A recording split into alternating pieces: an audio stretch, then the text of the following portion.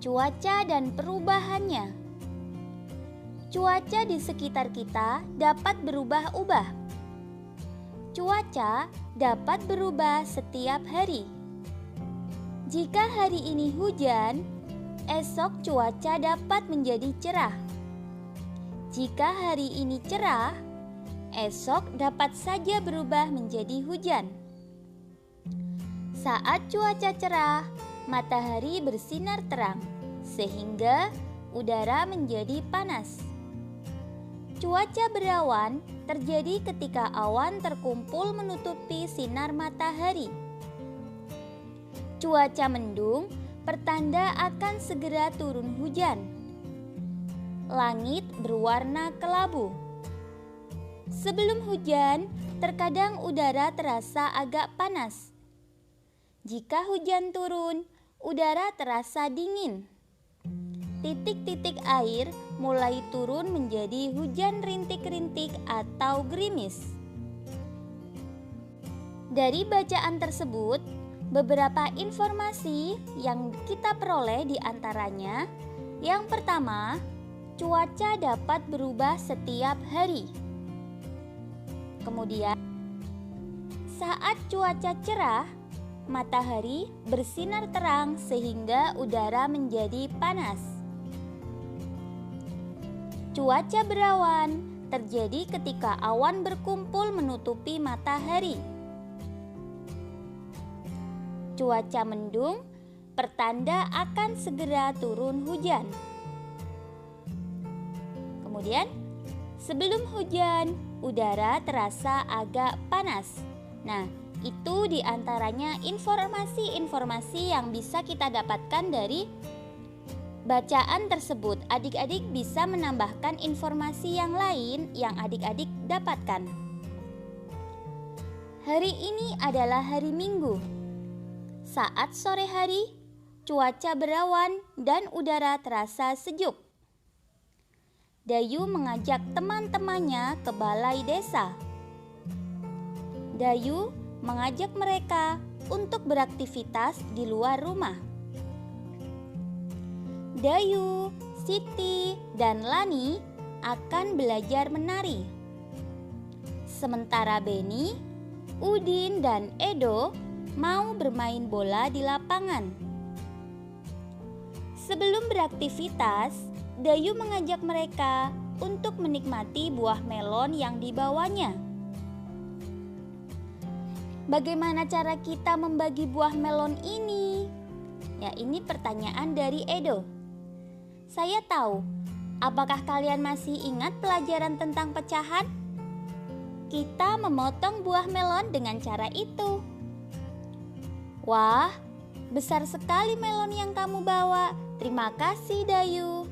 Terima kasih kembali, Edo. Paman yang membawakan kepada kami. Beliau baru saja panen buah melon.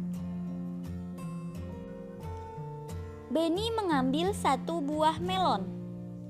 Melon itu sudah dipotong-potong oleh Dayu di rumah. Beni lalu menghitung potongan melon tersebut.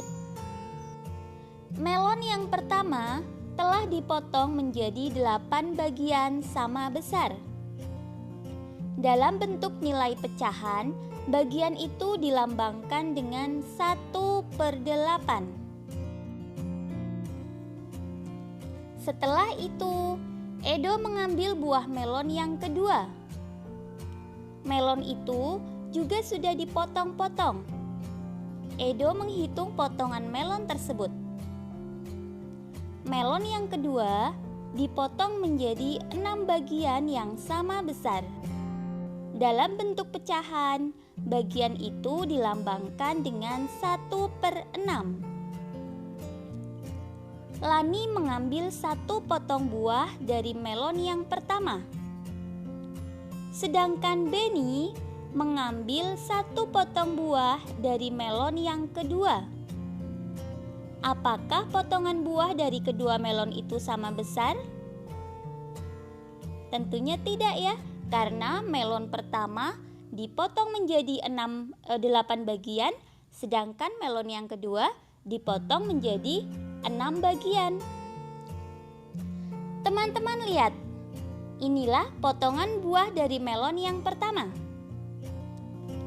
Ini adalah potongan buah dari melon yang kedua. Perbandingan ukuran potongan melon Lani dan Beni yaitu untuk Lani 1/8, sedangkan milik Beni 1/6. Ya, adik-adik perhatikan gambar potongan melonnya. Bandingkan mana yang lebih besar, 1/8 atau 1/6. Bagian melon yang dipegang Beni lebih besar daripada bagian melon yang dipegang Lani. Betul Siti, bagian melon milik Lani adalah 1/8. Bagian melon milik Beni 1/6. Jadi bagian Lani kurang dari bagian Beni. Perbandingan bagian melon milik Beni dan Lani dapat kita tuliskan 1/6 lebih besar dari 1/8. Dayu dan teman-teman lalu menyantap buah melon hingga habis. Mereka saling membandingkan banyaknya potongan buah melon yang telah dimakan. Amati gambar-gambar berikut. Lani memakan 1/8. 1/8 bagian melon. Beni 1/6 bagian melon. Dayu 2/8 bagian melon. Udin 2/6 bagian melon. Siti 3/8 bagian melon. Dan Edo 3/6 bagian melon. Siapakah yang makan melon paling banyak? Yang jumlah potongannya paling banyak serta ukurannya paling besar. Tadi kita sudah membandingkan antara 1/6 dengan 1/8. Ternyata bagian 1/6 itu ukurannya lebih besar. Sehingga kita cari siapa yang memakan melon dengan bagian paling besar dan paling banyak. Di situ terlihat bagian paling banyak adalah dibawa oleh Siti dan Edo. Nah, kita bandingkan. Bagian yang paling besar dan paling banyak yang dibawa oleh Siti ada 3/8 bagian, sedangkan yang dibawa oleh Edo 3/6 bagian. Siti membawa 3 bagian untuk yang ukuran 1/8, sedangkan Edo membawa 3 bagian untuk yang masing-masing ukurannya 1/6. Sehingga di sini yang paling banyak memakan melon adalah Edo. Bandingkanlah potongan buah melon berikut. Isilah dengan tanda lebih dari atau kurang dari pada tempat yang telah tersedia dalam kotak.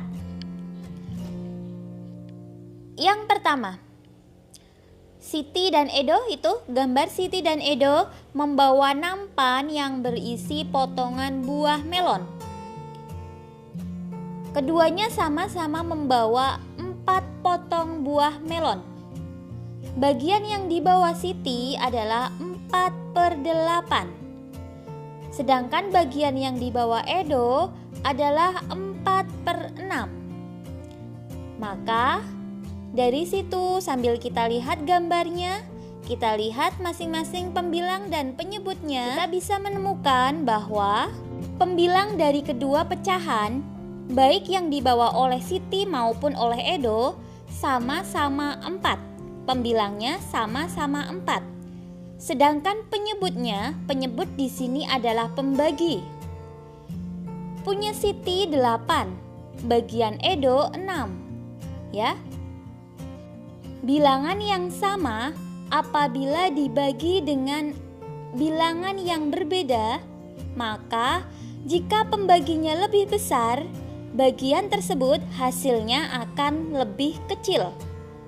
Ya, sehingga di sini apabila penyebutnya lebih besar dengan pembilang yang sama, maka bagian yang diperoleh lebih kecil. Sehingga 4/8 atau bagian yang dibawa oleh Siti kurang dari 4/6 atau bagian yang dibawa oleh Edo. Berikutnya ada Dayu dan Udin. Dayu dan Udin masing-masing membawa potongan buah semangka yang sama banyak, namun beda ukurannya. Bagian yang dibawa Dayu adalah 5/8, sedangkan bagian yang dibawa Udin 5/6.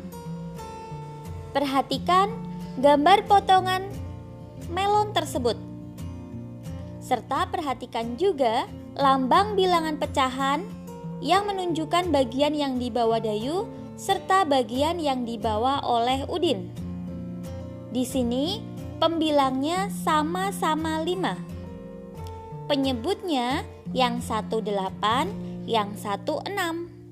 Ingat bahwa penyebut itu adalah pembagi. Pembagi lebih besar, hasil bagi lebih kecil. Ya. Sehingga 5/8 kurang dari 5/6 atau bagian yang dibawa Dayu kurang dari bagian yang dibawa Udin.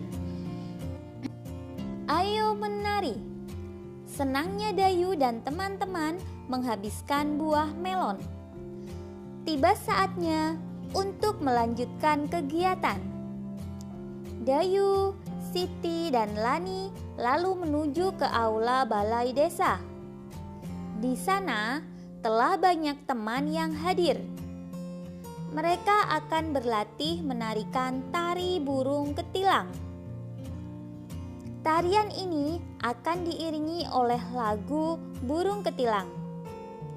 Tarian ini menirukan gerakan kepala burung ketilang. Ya, adik-adik berlatihlah dulu untuk melakukan gerakan tarinya tanpa diiringi lagu. Gerakan yang pertama, kepala miring ke kiri 1 kali, kembali ke tengah. Kemudian gerakan kepala miring ke kanan 1 kali, lalu kembali ke tengah. Gerakan secara bergantian, ulangi sebanyak 8 hitungan dengan lambat. Gerakan kedua, menganggukkan kepala. Ulangi sebanyak 4 hitungan dengan cepat. Kemudian gerakan yang ketiga, kepala menoleh ke kiri 1 kali, lalu ke tengah. Kemudian kepala menoleh ke kanan 1 kali, lalu ke tengah. Gerakan secara bergantian. Ulangi gerakan ini sebanyak 8 hitungan dengan cepat. Letakkan tangan di pinggang saat berlatih menari. Lakukan gerakan ini berulang-ulang dan berurutan. Untuk kerjasama dengan orang tua, amatilah perubahan cuaca yang ada di sekitar tempat